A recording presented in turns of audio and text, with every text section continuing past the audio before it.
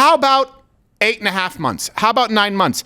And what you do is you do a few good men where you don't let them off that point. You make the moderator tell you that you're breaking the rules, where you go, I want to hear a limit, sir. I want to hear a limit. I want to hear 8.5 months, 9 months. Are you saying that they should be able to have an abortion up until and including birth? Do you agree with the governor of Virginia? Do you agree with the policy in Colorado and in California? 9 months right now. You can abort a baby that survived an abortion in Virginia. Do you agree with that, sir? So yesterday, the columnist, by the way, Carrie Sheffield, really took it to Joy Reid on Joy Reid's show. She still has one. Surprisingly. And gave her a history lesson. And by the way, we've actually done a video on this on Margaret Sanger and written articles at louderwithcrowder.com. So we'll probably have the link somewhere where you can click it more in depth. I highly recommend that you learn about the roots of Planned Parenthood. But Carrie Sheffield actually educated Joy Reid, who you would think would know the roots of an intensely racist organization, considering how obsessed she is with, fictional racism. So they discussed the roots of abortion. I believe in human rights. To me, abortion is as evil as slavery. It truly is. And when you look at the founding of Planned Parenthood and who Margaret Sanger was, you look at her research. She was a woman who believed in eugenics. She was a woman who believed in the purification of the race, and she didn't want certain women to reproduce. But I find that legacy to be deeply problematic, right, and from just a scientific standpoint. Right, but the vast majority of women are not eugenicists. Most people probably don't even know who Margaret Sanger is. Most women just want control of their own body. First off, why is she wearing a sea urchin on her head? No, wait, actually, who wore it better? Joy Reid or me as Tom York, actually? But don't you love the little argument she makes? Most women are not eugenicists. Sure, but you believe that people who, by the way, are descendants from free non-slave states who never had slaveholders in their past owe reparations. We're only talking about a couple of generations removed where this was a proactive eugenics approach. Yeah, but most women aren't that. Well, I'm not a slave owner, bitch. No, and I don't understand it, but the Democrats went from safe, legal, and rare. That was the rare part up front. You guys never thought this, even you never thought that this should be as widespread as it is right now, especially when it was, she said, certain women not reproducing. It was imbeciles, but mostly black people. Yeah. That's why they put the clinics in black communities. Yes. So that they could make sure that there were less black babies, so that they would have less black people in the country, because she was a racist. Yep. There goes all those votes. Easy. Well, it doesn't matter because they're building the world in their image. Think about it. You control population, you destroy the family, and then you you sow division. I mean, this is the playbook. This is the fascist playbook. By the way, fascism, a distinctly extreme left ideology, if you guys actually want to understand, because it's consolidated power to the government. But Monday... Actually, sorry to interrupt, but it's also important of a history lesson with the communist revolution, the Bolshevik revolution. The idea was that the state would raise your child. Yep. That, it was very bourgeois to have parents, a mother raise her child. You can see your kids, but let the state, because we have experts who know how to raise your child. So there was an attack on the nuclear family. Yep. And that was central to Marxist thinking. And it's also sort of exemplified by it takes a village. It's like, well, no, hold on a second. No. A village helps. Yes. Village helps. It's good to have a community. The communities that you've proactively sought to destroy. But it takes a family, and you don't want that to be a component. And it's incredibly important. That's why, by the way, that's why we have marriage laws. That's why we have tax incentives on the books, because our founding fathers said before there was any kind of federal governance, before state governance, before even municipal governance, there needs to be self-governance, and that can only take place with strong families. But not to understand this, on Monday, former Vice President Joe Biden said April 11th through April 17th is Black Maternal Health Week. Whatever. Wow. So Black Maternal Health. That week is the week I celebrate White Paternal Wealth Week. Yeah. Anyone? I was going to say, I celebrate white barren wombs, so I'm busy. It's like a Wednesday to a Wednesday, Joe. Why? Was this like a Tuesday night idea? Yeah, well, thank God he's on it. Well, black women must feel so safe and represented. Yes. We got a week! By the way, it's only 6 days. It's not even 7. Well, what happened to Sunday? You gave them the leap year of weeks, Biden. I mean... You're no math Asian. That is 7 days. All right, whatever. You and your Spanish accents and your math. Hey, you started this crap with your grammar. So Biden called upon Americans to amplify the voices and experiences of black women, families, and communities, and committing to building a world in which black women do not have to fear for their safety. Hey, how about the black babies who are more likely to be aborted in New York? Right? The most dangerous place for them to be is in their mother's womb. So there are, by the way, about 20 million black people who won't be celebrating it, just to be clear, or anything ever, because 20 million black lives have been ended through abortion, including women and girls from 2019 to 2020. Abortion rates among black women rose from 386 to 426 per 1,000 live births. And experts say it would have been even higher if R. Kelly wasn't convicted. I need to see data on that. I'm sorry. Yeah, I don't have it. This is where I draw the line. Well, I'll get a 6-year-old with a pop-up, but you don't have to take my word for it. Okay, sorry. Reading Rainbow. But Planned Parenthood is the worst thing to happen to black babies since Madonna. Let's just be clear about that. And we all want to sit here and act like, oh yeah, black women. They don't care about you. Understand it? They only use you when convenient. And people say this is racist. No, they fake your voice.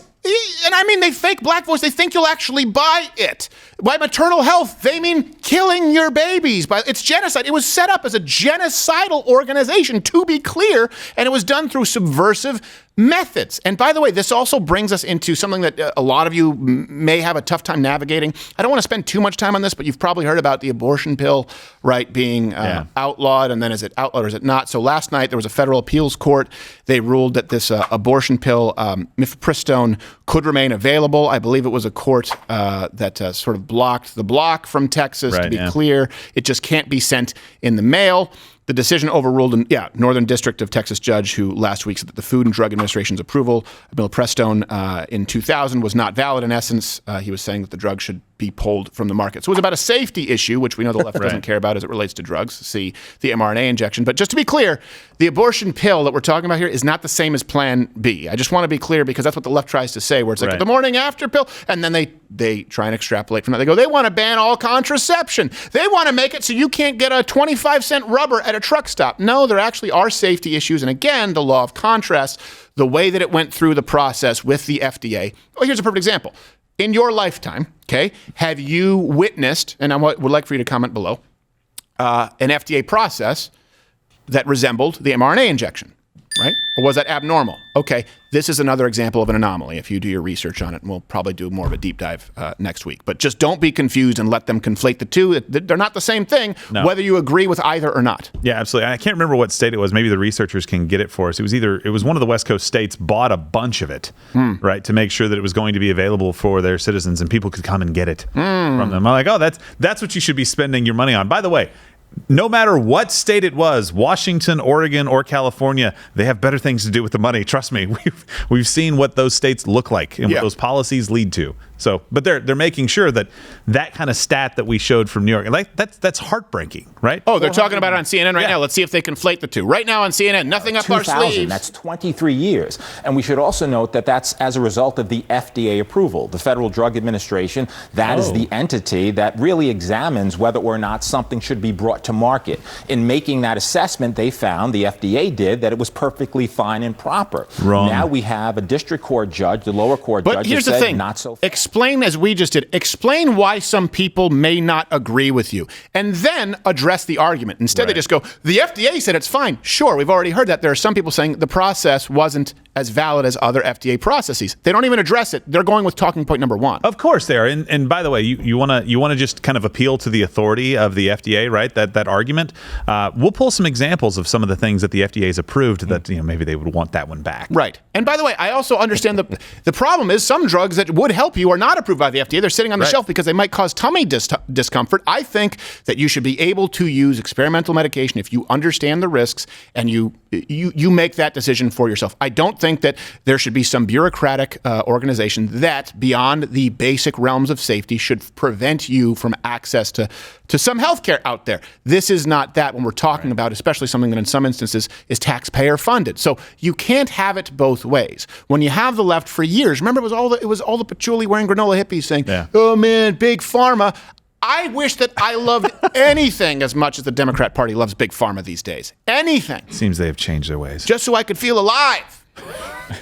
By the way, it's California they have secured because California doesn't have other problems. Yeah, they don't have a $20 billion deficit. They don't. They need to buy a bunch of pussy pills. 250,000 pills, and they're negotiating for up to 2 million more because people need to be able to kill their babies. Babies must in die. California. There's a difference between the abortion bill and Plan B? Yeah, there's a morning after pill, and again, you do have some people who disagree. They say actually it can disrupt the uterine wall, kind of like some people talk about IUDs. Yeah. It can actually irritate the uterine wall post fertilization. Yeah. But still, the Plan B is not the same as actually like the abortion pill, which basically dissolves what is already existing there. And I just say it because it's not.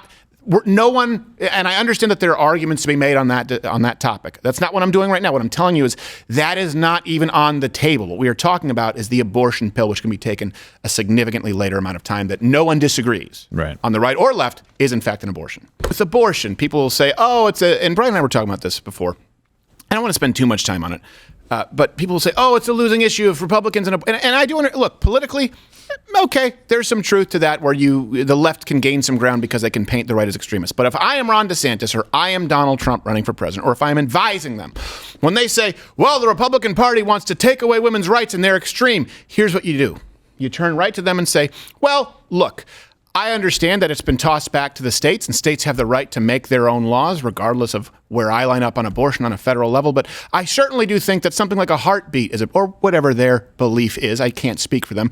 They can educate the audience. They can, of course, inform people as to what their position is. For me, let's say I say conception. I say fertilization.